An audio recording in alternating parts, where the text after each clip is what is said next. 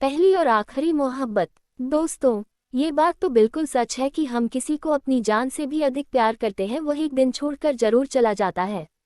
किसी चीज को कितना भी पाने की कोशिश कर लो, अगर वह हमारी किस्मत में नहीं है तो कभी नहीं मिलेगी। ठीक इसी प्रकार का वाक्य मेरे दोस्त कुलदीप के साथ हो जाता है। ये कहानी उस समय की है जब कुलदीप मेरे साथ कक्षा 10वीं में पढ़ाई करता था। कुलदीप पढ़ाई में बहुत होशियार था और वह दिखने में हैंडसम था। उसकी बॉडी को देखकर क्लास की सभी लड़कियां उसके पीछे पागल थी। वह क्लास के अंदर बहुत कम बोला करता था। कुलदीप लड़कियों से बिल्कुल ही कम बातें किया करता था। कुछ ही दिनों बाद उसकी मुलाकात समीरा नाम की एक लड़की से होती है। स्कूल के सभी लड़के समीरा के पीछे पागल थे क्योंकि वह स्कूल की सभी लड़कियों में से सबसे सुंदर और सुशील लड़की थी। धीरे धीरे समीरा और कुलदीप के बीच दोस्ती हो गई। लंच के समय दोनों क्लास के अंदर बैठकर बातचीत करते रहते थे। उनकी दोस्ती को लगभग 3-4 महीने हो चुके थे। कुलदीप सिर्फ अपनी पढ़ाई पर ही ध्यान देता था। समीरा और कुलदीप अच्छे दोस्त होने की वजह से हमेशा एक साथ रहते थे। समीरा भी पढ़ाई में बहुत अच्छी थी। बहुत दिनों से एक साथ रहने की वजह से कुलदीप को पता ही नहीं चला कि वह कब समीरा को अपना दिल दे बैठा। एक दिन स्कूल में लंच के समय कुलदीप ने समीरा को प्रपोज कर दिया और उस लड़की ने भी बिना सोचे समझे उसके प्यार के प्रपोजल को स्वीकार कर लिया था। उनकी मोहब्बत के चर्चे पूरे स्कूल में होने लगे। कुलदीप मेरा दोस्त होने की वजह से मुझे समीरा के बारे में सब कुछ बता देता था। कुलदीप समीरा के प्यार में इतना पागल हो चुका था कि उसने पढ़ाई पर ध्यान देना छोड़ दिया। क्लास के अंदर हमेशा उस लड़की को ही देखता रहता था। किसी और से भी बातें करता तो उसके मुंह से समीरा का नाम जरूर निकलता था। जिस दिन समीरा स्कूल नहीं आती उस दिन कुलदीप मानो पागल हो गया हो। उस लड़की के स्कूल नहीं आने के कारण वह काफी परेशान हो जाता था। एक दिन समीरा और कुलदीप के बीच छोटी सी बात को लेकर झगड़ा हो गया और इसका फायदा उठाया स्कूल के उन लड़कों ने जो समीरा को प्यार करते थे। उन लड़कों ने समीरा को कुलदीप के खिलाफ भड़का दिया। उन लड़कों ने कहा, तुम्हारी छोटी सी बात को लेकर झगड़ा होने के कारण कुलदीप किसी और लड़की के रिलेशन में आ गया है।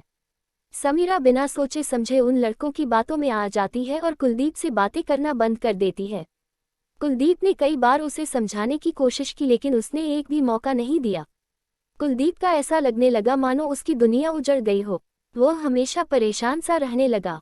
मुझसे उसका दुख नहीं देखा गया।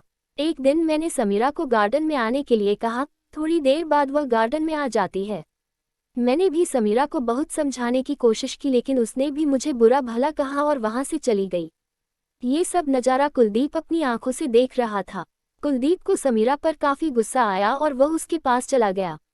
कुछ देर बाद देखता हूं कि कुलदीप ने समीरा के गाल पर एक जोरदार थप्पड़ जड़ दिया। समीरा जमीन पर बैठकर रोने लगी। स्कूल के स्टाफ को पता चल गया। फिर मैंने किसी भी तरह से प्रिंसिपल को समझा दिया। हम दोनों को थोड़ी सी पनिशमेंट मिली थी। उसके बाद मैंने और कुलदीप ने अपना स्कूल बदल दिया। कुलदीप का पक्ष लेने की वजह से मैं उसका सबसे अच्छा दोस्त बन गया था। कुलदीप के लिए सब कुछ खत्म हो चुका था। एक दिन कुलदीप मुझसे कहने लगा, समीरा बहुत घमंडी लड़की है। अपनी खुद की गलती होते हुए भी हमसे झगड़ा करने पर उतारू हो गई थी। खुद की गलती उसे नजर नहीं आ रही थी। मैंने कहा, कोई बात नहीं, जो हो गया सो हो गया। उसको बोल देना ही तुम्हारे लिए बेहतर होगा। कुलदीप ने कहा, मुझसे उसका दूर हो जाना ठीक नहीं है। एक दिन समीरा को मेरी याद जरूर आएगी। उस दिन अगर मेरी एक बात भी सुन लेती तो शायद आज ये दिन देखने नहीं मिलता। इस तरह बातचीत करते हुए कुलदीप अपने आप को कोस रहा था। हमारी स्कूल की पढ़ाई खत्म हो चुकी थी। उसके बाद हम दोनों कॉलेज में पढ़ने के लिए चले गए। कॉलेज में कुलदीप की मुलाकात श्रेया नाम की एक लड़की से होती है जो देखने में बहुत ही सुंदर थी। कुलदीप पिछली बातों को भूलकर श्रेया के साथ एक नई जिंदगी की शुरुआत करने वाला था। शाम के समय अचानक समीरा ने कुलदीप को कॉल कर दिया और पूछा, कैसे हो कुलदीप? पहचान गए हो? मैं समीरा बोल रही हूँ। समीरा की आवाज़ सुनकर कुलदीप कुछ देर के लिए शांत हो गया था। समीरा ने कहा, मुझे माफ़ कर देना कुलदीप। मैं तुम्हारे प्यार को समझ नहीं पाई थी, लेकिन अब मैं पूरी सच्चाई जान चुकी हूँ। मैं वापस तुम्हारे पास आना चाहती हूँ। समीरा पूरी सच्चाई कुलदीप को बता देती है। कुलदीप की आंखों में आंसू आ जाते हैं। उस समय ऐसा लग रहा था कि मानो कुलदीप आज भी समीरा से पहले जितना ही प्यार करता है। इसके बाद कुलदीप और समीरा के बीच फिर से बातें शुरू हो गई थी और उन दोनों की सारी गलतफहमियां भी दूर हो गई थी। दोनों एक दूसरे को फिर से प्यार करने लग गए थे। अब उन दोनों के बीच में किसी भी झगड़े की कोई दीवार नहीं थी। धीरे धीरे दोनों की बातें करने लगे और कुलदीप और समीरा ने शादी करने का फैसला लिया। कुछ ही दिनों बाद दोनों की शादी होने वाली थी, लेकिन शायद कुलदीप की किस्मत में कुछ और ही लिखा था। वो कहते हैं ना कि जो चीज़ हमारी किस्मत में नहीं होती है वह हमारे पास आकर भी हमारी नहीं हो पाती है। ठीक इसी प्रकार की कहानी कुलदीप के जीवन में आ गई। एक दिन समीरा स्कूटी से जॉब के लिए जा रही थी, तभी उसकी एक एक्सीडेंट हो जाने की वजह से मौत हो गई थी। समीरा की मौत की खबर सुनकर कुलदीप पूरी तरह से टूट चुका था, मानो उसकी जिंदगी उजड़ गई हो। कुलदीप ने जो भी सपने देखे टूट चुके थे। समीरा की मौत की खबर सुनकर मुझे भी झटका सा लगा था, क्योंकि काफ़ी दिनों बाद दोनों एक दूसरे से मिलने वाले थे। मैं अपनी बाइक स्टार्ट करके कुलदीप के पास चला गया। जैसे ही कुलदीप ने मुझे देखा तो वह मेरे गले से लगकर रोने लगा।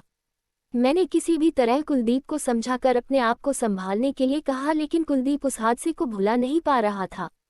वह अंदर से पूरी तरह से टूट चुका था। आज भी कुलदीप अकेला है और सिर्फ समीरा की यादों के सहारे जिंदा है।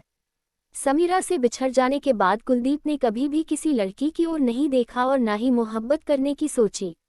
समीरा ही उसकी पहली और आखिरी मोहब्बत बनकर रह गई।